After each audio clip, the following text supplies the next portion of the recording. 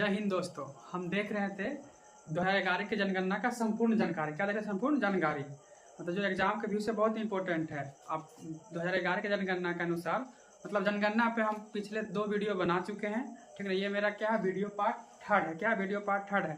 आप जनगणना का संपूर्ण जानकारी देखेंगे तो पार्ट 1, पार्ट 2 और पार्ट थर्ड पूरा देखिएगा, और अगर बच जाएगा तो आगे का वीडियो भी आएगा।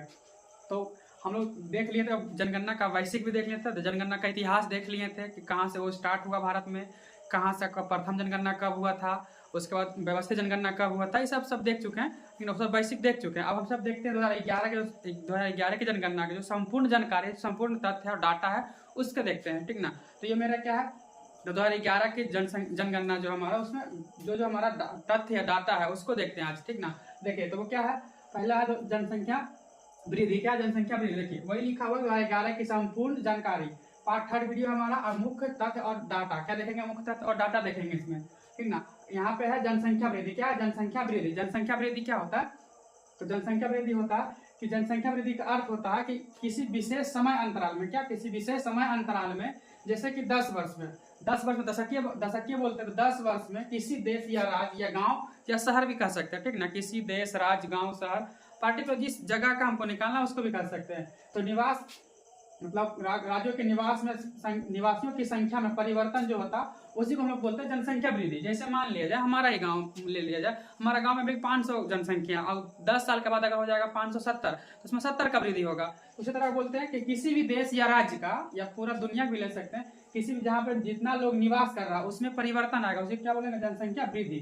क्या बोलेंगे, जनसंख्या वृद्धि। और वो क्या होता है जनसंख्या वृद्धि, वो 10 साल में होता है, उसे बोलते हैं दशकीय वृद्धि भी कर सकते हैं उसको, दशकीय वृद्धि। तो देखते हैं 2011 के जनगणना के अनुसार भारत का दशकीय वृद्धि कहाँ पे कितना है और औसत कितना है, देखते हैं। देखिए तो यहाँ पे लिखा हुआ कि सर्वाधिक दशकीय वृद्धि। क्या सर्वाधिक दशकीय वृद्धि है? सर्वाधिक दशकीय वृद्धि भारत में कौन कौन सा स्थान पे, कौन कौन राज्य में, कौन कौन सा केंद्र शासित प्रदेश में, कहाँ पे कितना था? तो पहला में था सर्वाधिक, देख रहे हैं, ठीक ना। देखिएगा सर्वाधिक सबसे ज्यादा वाला देख रहे हैं, ठीक ना। तो पहले दादर नगर हवेली। क्या था? दादर नगर हवेली में सर्वाधिक जनसंख्या वृद्धि हुआ था। वो कितना था? 55.9%। कितना? 55.9% है। कौन सा? दादर नगर हवेली। कौन सा? दादर नगर हवेली। इस बात रखिएगा, ये भारत का सबसे ज्यादा सर्वाधिक जनसंख्या वृद्धि कहाँ हुआ? दादर नगर हवेली में हुआ। कहाँ? दादर नगर हवेली में हुआ। इस बात रखिएगा। दूसरा में है दमन एवं दीप। क्या है? दमन एवं दीप है। क्या? दमन एवं दीप। इसका कितना है? तो 53.8%। कितना? 53.8% है। इसको याद रखिएगा, 53.8% है। उसका क्या है? पुडुचेरी। क्या है? तीसरा में पुडुचेरी है। देखिए ये घटते क्रम में, ठीक ना। क्या में? घटते क्रम में। पहला में दादर नगर हवेली हो गया, दूसरा में दमनदीप हो गया, तीसरा में क्या हो जाएगा? पुडुचेरी। क्या जाएगा? पुडुचेरी। इसका है 28.1%। कितना? 28.1%। इसको याद रखिएगा। तो पहला हो गया दादर नगर हवेली, दूसरा हो गया दमनदीप हो गया, और तीसरा हो गया हमारा क्या? पुडुचेरी। क्या हो गया? पुडुचेरी। और चौथा देखिए क्या? मेघालय। मेघालय में कितना है? तो 27.95%। कितना जाएगा? 27.95%। तो देखिए तो घटते क्रम में पहला दादर नगर हवेली हो गया, दूसरा हो गया दमनदीप हो गया, तीसरा पुडुचेरी हो गया। और राज्य में पूछेगा तो राज्य में कौन जाएगा? मेघालय। क्या जाएगा? मेघालय हो जाएगा हमारा। अब मेघालय कितना प्रतिशत वृद्धि हुआ इसमें? तो वह 27.95। कितना? 27.95। और उसी में उसके बाद क्या? अरुणाचल प्रदेश। क्या? अरुणाचल प्रदेश है, ठीक। ये इसमें कितना होगा? तब 26%। कितना? 26%। ऐसे अगर देखेंगे तो ये तीनों क्या है? केंद्र शासित प्रदेश। क्या? यूटी है। इंग्लिश में इसको यूटी कहते हैं, केंद्र शासित प्रदेश है। लेकिन राज्य पूछेगा कि राज्य में सबसे ज्यादा वृद्धि किसमें होता? किसमें होता? मेघालय। किसमें होता? मेघालय में होगा, ठीक है। कितना? 27.95%। तो क्वेश्चन से घुमा के पूछ सकता है कि बताइए कि जनसंख्या वृद्धि सबसे ज्यादा किस राज्य में हुआ है? तो कौन सा जगह? मेघालय। कौन सा जगह? मेघालय। लेकिन बोलेगा कि भारत में जनसंख्या वृद्धि सबसे ज्यादा कहाँ पे हुआ है, तो आपका इसको बोलना पड़ेगा दादर नगर हवेली। कहाँ बोलना पड़ेगा? दादर नगर हवेली बोलना पड़ेगा। इसको याद रखिएगा। और राज्य अगर पार्टिकुलर राज्य पूछ दिया तो कौन सा जगह? मेघालय। क्या जाएगा? मेघालय। और दूसरा राज्य कौन सा जगह? अरुणाचल प्रदेश। और तीसरा में आता है बिहार। क्या आता है? अपना बिहार आता है, ठीक ना। याद रखिएगा, ठीक ना। तो ये पांचों क्रम से, घटते क्रम से है। पहला ये सर्वाधिक जनसंख्या वृद्धि है, घटते क्रम से पांचों। कौन सा? दादर नगर हवेली हो गया, दमन वो द्वीप हो गया, और पुडुचेरी हो गया, मेघालय हो गया, अरुणाचल प्रदेश हो गया। इसका डाटा भी यहाँ पे डाटा बेस है, तो इसको डाटा भी याद रख लीजिएगा, ठीक ना। कभी कभी परसेंटेज पूछ देता है, ठीक ना। इसको याद रखिएगा। अब देखते हैं आगे मेरा क्या है। अगला हमारा सर्वाधिक दशकीय न्यूनतम। अभी क्या है? न्यूनतम मतलब सबसे कम कहाँ पे हुआ, ठीक ना। ये सर्वाधिक था मतलब ज्यादा था, और यहाँ पे क्या? न्यूनतम। तो न्यूनतम तो भारत का एकमात्र ऐसा राज्य है जिसका, नागालैंड एकमात्र ऐसा राज्य है जिसका दशकीय वृद्धि क्या? नकारात्मक रहा। क्या रहा? नकारात्मक मतलब नेगेटिव में चल गया उसका वृद्धि, मतलब वहाँ वृद्धि हुआ नहीं और कमी ही हो गया, ठीक ना। कितना कमी हो गया, तो नागालैंड क्या हो गया 0.6 का उसका क्या हो गया कमी, अगर नकारात्मक होगा। तो क्वेश्चन घुमा के ऐसे पूछता है कि भारत का एकमात्र राज्य का नाम बताइए जिसमें जनसंख्या मतलब जनसंख्या वृद्धि नकारात्मक है। क्या नकारात्मक, पॉजिटिव नहीं है, धनात्मक नहीं, नकारात्मक है। तो कौन सा जाएगा, नागालैंड का जाएगा, नागालैंड हो जाएगा, इसको याद रखिएगा। और दूसरा में केरल, क्या है दूसरा में केरल है। इसमें जनसंख्या वृद्धि सबसे कम कितना रहा, तो 4.9%, कितना रहा 4.9% रहा, ठीक है, इसको याद रखिएगा। और तीसरा में जाएगा लक्षद्वीप, क्या जाएगा लक्षद्वीप, लक्षद्वीप में कितना जनसंख्या वृद्धि था, तो 6.9, माफ कीजिएगा 6.3%, कितना 6.3% है। अगला है अंडमान निकोबार, इसमें भी कमी रहा, कितना है 6.9%, कितना 6.9%। उसका गोवा, क्या है गोवा, गोवा में कितना है 8.2%। देखिए ये घटते क्रम में क्या है, मतलब घटते क्रम में सबसे न्यूनतम में, ठीक है, न्यूनतम में सबसे घटते क्रम में। तो न्यूनतम में सबसे कम किसका है, नागालैंड का, किसका है नागालैंड का। उसका किसका जाएगा, केरल का, किसका जाएगा केरल, उसका क्या जाएगा लक्षद्वीप, उसके बाद अंडमान निकोबार, उसके बाद गोवा। इसको याद रखिएगा, डाटा अगर पूछेगा तो नागालैंड का कितना 0.6% की कमी हुआ, ठीक है, नकारात्मक रहा है, इसको याद रखिएगा। उसके बाद केरल में कितना बढ़ा, तो 4.9%, लक्षद्वीप में कितना बढ़ा 6.3%, अंडमान निकोबार में 6.9%, और गोवा में कितना बढ़ा, तो गोवा में 8.2%, इसको याद रखिएगा। इधर हमारा सर्वाधिक जनसंख्या वृद्धि दर था, ये दर के न्यूनतम था। देखिए हम जनसंख्या वृद्धि दर होता क्या है इसको समझते हैं। जैसे इंग्लिश में बोलते हैं पॉपुलेशन ग्रोथ, ठीक ना, पॉपुलेशन ग्रोथ जनसंख्या वृद्धि। जैसे मान लिया जाए 2001 का जनसंख्या भारत का निकल रहा है, ठीक ना, इंडिया का निकल रहा है। भारत का कितना था 102.7 करोड़ था, इतना था, ठीक ना। 2011 की जनसंख्या के अनुसार 121 करोड़ हो गया। तो ऑल ओवर भारत का ऑल ओवर जनसंख्या कितना वृद्धि हुआ, तो 17.5%, कितना 17.5% हुआ, ये ऑल ओवर है, ठीक ना। ये हमारा पार्टिकुलर राज्य था, ठीक ना, केंद्र शासित प्रदेश था। लेकिन ऑल ओवर पूछेगा कि भारत का जनसंख्या वृद्धि कितना है, ठीक ना, तो कितना 17.5%, कितना 17.5% है। देखिए अब यहाँ से 2011 से 2010 जाकर कितना का 10 वर्ष होगा, इसी को बोलते हैं दशकीय वृद्धि। क्या बोलेंगे, दशकीय वृद्धि।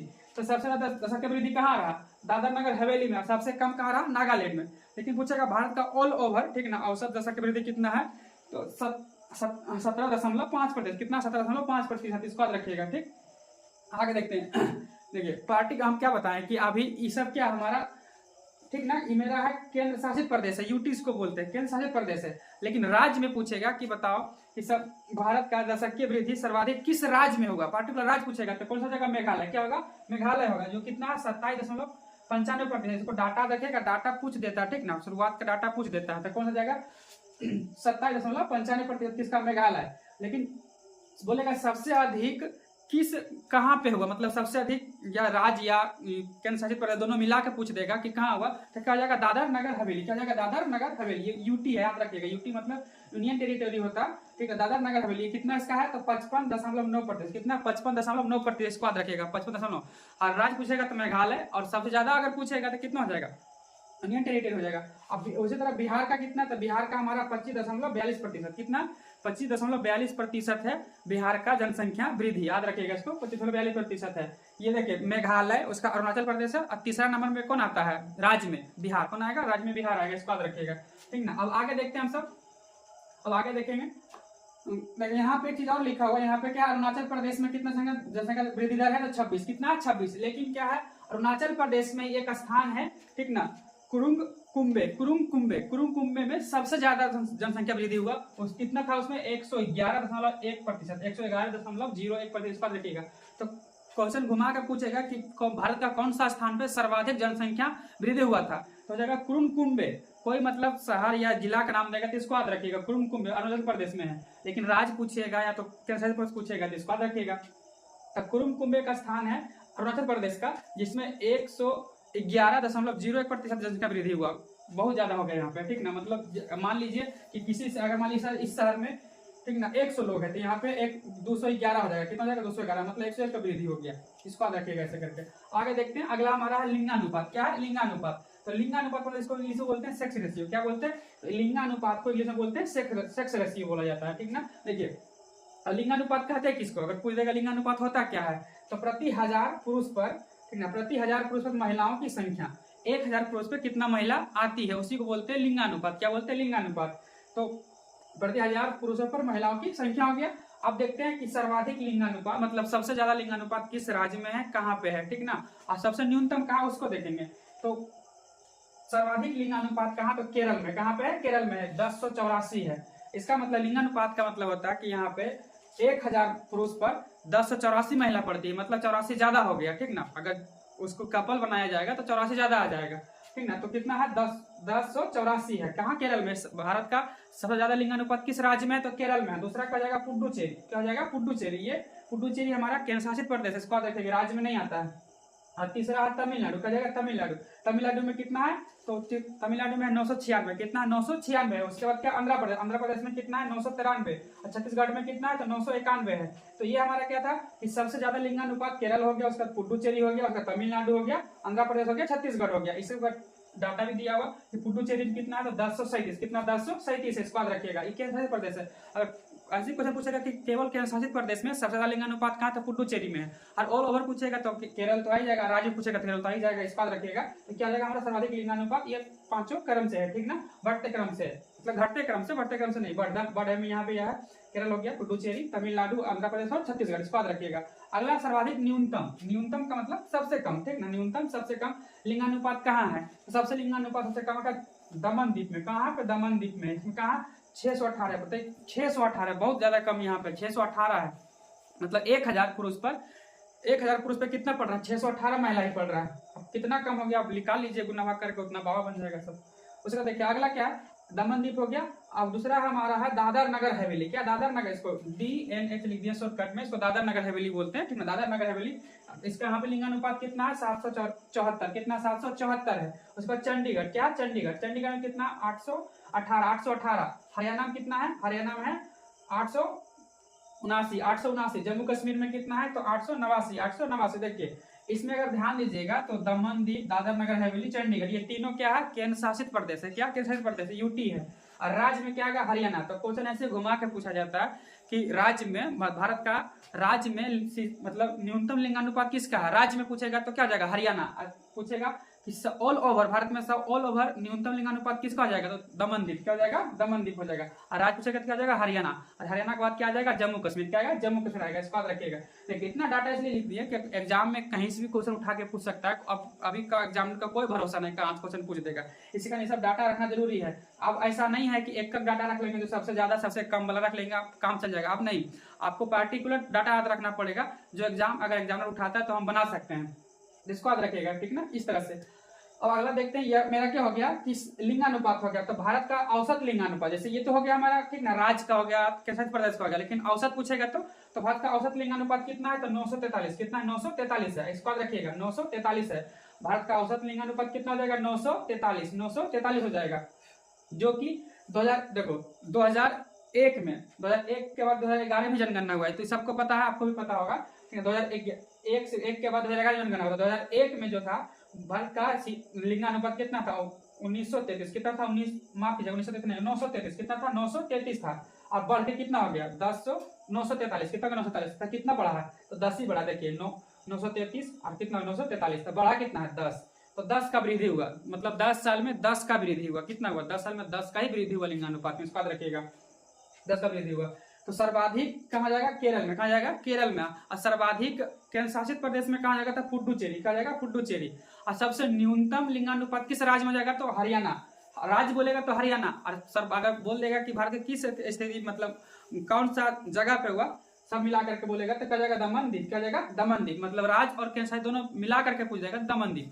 सिर्फ राज्य पूछेगा तो क्या जाएगा? हरियाणा। दूसरा में जाएगा जम्मू कश्मीर। याद रखिएगा। आगे देखिए, आगे क्या मेरा, आगे हमारा शिशु बाल लिंगानुपात। क्या है? शिशु बाल लिंगानुपात। तो देखो शिशु बाल लिंगानुपात होता है क्या? जो 0 से 6 वर्ष का व्यक्ति होता है, पुरुष या महिला होता है, उसी को बोलते हैं बाल लिंगानुपात। क्या बोलेंगे? बाल लिंगानुपात। तो कितना होता है उसका आयु? 0 से 6 वर्ष होता है। 0 से 6 वर्ष होता है, ठीक ना। तो भारत का सर्वाधिक लिंगानुपात किस राज्य में है? देखिए भारत का शिशु लिंगानुपात कितना है? 918। कितना? 918, जो कि ज्यादा होना चाहिए, कम है, ठीक ना, ज्यादा होना चाहिए। देखिए और ऑल ओवर यहाँ पे देखिए 943 है। भारत का औसत लिंगानुपात कितना? 943। लेकिन शिशु क्या है? शिशु लिंगानुपात कितना है? 918 है, जो कि कम है, ठीक ना। इसको ज्यादा होना चाहिए कि आने वाला जनरेशन इसको मतलब कमी ना महसूस करे। आगे देखिए, आगे मेरा क्या है कि सर्वाधिक, कभी कभी क्वेश्चन पूछेगा सर्वाधिक शिशु लिंगानुपात किस राज्य में है? किस राज्य में? तो अरुणाचल प्रदेश। कौन सा जगह? अरुणाचल प्रदेश में है। भारत का सर्वाधिक शिशु बाल लिंगानुपात किस राज्य में? अरुणाचल प्रदेश में। कहाँ पे? अरुणाचल प्रदेश में, इसको याद रखेंगे, अरुणाचल प्रदेश। और कितना है वहां पे? तो 972। कितना है? 972 है। 1000 पुरुष पर कितना महिला पढ़ता है उसी को बोलते हैं मतलब शिशु है तो शिशु का फॉर्मूला तो यही अप्लाई होगा हमारा, प्रति 1000 पुरुषों पर महिलाओं की संख्या। और यहाँ पे उम्र के अनुसार से बाल लिंगानुपात हो जाएगा, ठीक है, स्वाद रखिएगा। अगला क्या है, न्यूनतम। न्यूनतम मतलब सबसे कम, कहाँ पे, हरियाणा में। देखिए हरियाणा में न्यूनतम बाल लिंगानुपात भी कह सकता है या तो लिंगानुपात भी कह सकता है, दोनों में क्या हरियाणा में कम है। लिंगानुपात सिर्फ बोलेगा तो हरियाणा ही आएगा, और बाल लिंगानुपात बोलेगा क्या आएगा, हरियाणा आएगा। दोनों में इसमें हरियाणा ही सबसे कम में चल रहा है, ठीक ना। हरियाणा आधा कितना, हरियाणा में कितना है तो 834, कितना 834, और यहाँ पे कितना है तो 879, 800 कितना 879, इसको याद रखिएगा। आगे देखते हैं, आगे हमारा क्या है, आगे हमारा है, ठीक ना, 2011 के अनुसार साक्षरता दर। क्या है साक्षरता दर, 2011 के अनुसार है, याद रखिएगा। साक्षरता दर बहुत मतलब और अनुसार से निकल भी सकता है, तो हम लोग 2011 का देखेंगे, ठीक ना। साक्षरता दर, साक्षरता होता क्या, साक्षरता होता है कि अगर देखिए 0 से 1 वर्ष तो बाल हो गया, बाल तो पढ़ा लिखा नहीं होगा, तो हम लोग 7 वर्ष से, कितना 7 वर्ष या 7 वर्ष से अधिक वर्ष के आयु के कोई भी व्यक्ति हो, जैसे देखिए यहाँ पे लिखा हुआ कि 7 वर्ष या 7 वर्ष से अधिक वर्ष की आयु की कोई भी व्यक्ति 7 वर्ष या 7 वर्ष की अधिक आयु की कोई व्यक्ति कोई एक भाषा में, ठीक ना, जो कि किसी एक भाषा में पढ़ या लिख सकता है, लिखना आता, उसी को हम लोग क्या बोलते हैं, साक्षर। मतलब किसी एक भाषा में पढ़ सकता है या उसको लिख सकता है अच्छी तरह से, ठीक ना, उसे बोलेंगे साक्षर बोलेंगे। तो भारत का औसत साक्षरता दर कितना हमारा, भारत का औसत साक्षरता दर है हमारा 74.04%, कितना 74.04%, कितना 74.04%, इसको याद रखिएगा, औसत है ये, ठीक ना। अगला हमारा है कि पुरुष कितना है पढ़ा लिखा और महिला कितना पढ़ा लिखा। साक्षरता का मतलब अपना भाषा में समझिएगा, पढ़ा लिखल कितना है, बस इतना याद रखिएगा, पढ़ा लिखल कितना। तो पूरे भारत में कुल पढ़ा लिखा व्यक्ति कितना है 74.04%, और उसमें बोलेगा पुरुष कितना पढ़ा लिखा है, तो पुरुष कितना हमारा, पुरुष है 82.14%, कितना 82.14% है, पुरुष है, ठीक ना। महिला बोलेगा, महिला कितना पढ़ा लिखा है, महिला कितना 65.46%, कहीं 65.45% देता है, ठीक है, इसको याद रखिएगा। ये भारत का औसत है, ठीक ना। औसत पुरुष, औसत मतलब साक्षरता दर हो गया, औसत पुरुष का साक्षरता दर हो गया, महिला का साक्षरता दर हो गया, ये हमारा औसत है। देखिए ये सारा हम क्या देखे कि 2011 के जनगणना का जो हमारा मुख्य तथ्य था, डाटा था, वो सब देखे, ठीक ना। और इसमें साक्षरता दर रह गया हमारा, ठीक ना, कि किस राज्य में साक्षरता सबसे ज्यादा है, किस में कम है, पुरुष साक्षरता दर कहाँ ज्यादा है, महिला साक्षरता दर कहाँ है, फिर उसके बाद देखेंगे तो शिशु महिला वाला देख लेंगे। तो इस तरह का आगे के डाटा और बचा हुआ जो अगला वीडियो में मतलब आएगा। तो ये सब क्या था हमारा डाटा, इसको याद रखिएगा, ठीक ना। डाटा मतलब कहीं से उठा के पूछ सकता है, ठीक ना। अब ऐसा नहीं रहा, इसलिए देखिए इसका डाटा हर जगह हम 5-5 क्यों लिखे हैं, क्योंकि एग्जामिनर अब कहीं से भी क्वेश्चन उठा के सेट कर लेता है। आप जानता है कि शुरुआत का पहला और अंतिम का सब याद रखता है, लेकिन उसके बाद का पूछ लेता है। इसी कारण इसको याद रखिएगा, तब कहीं एग्जाम में नहीं मतलब धोखा खाइएगा। तो एग्जाम के व्यू से बहुत इंपॉर्टेंट है, तो उसको याद कर लीजिएगा, ठीक ना, बहुत इंपॉर्टेंट है। सब में 5-5 डाटा निकाल के दिए हैं, ठीक ना, 5-5। तो आप लोग इसको याद कर लीजिएगा, 1-2 बार तक वीडियो पोस्ट करके लिख भी लीजिएगा तो अच्छा रहेगा, ठीक ना। तो आज का सेशन यहीं तक रखते हैं, जय हिंद।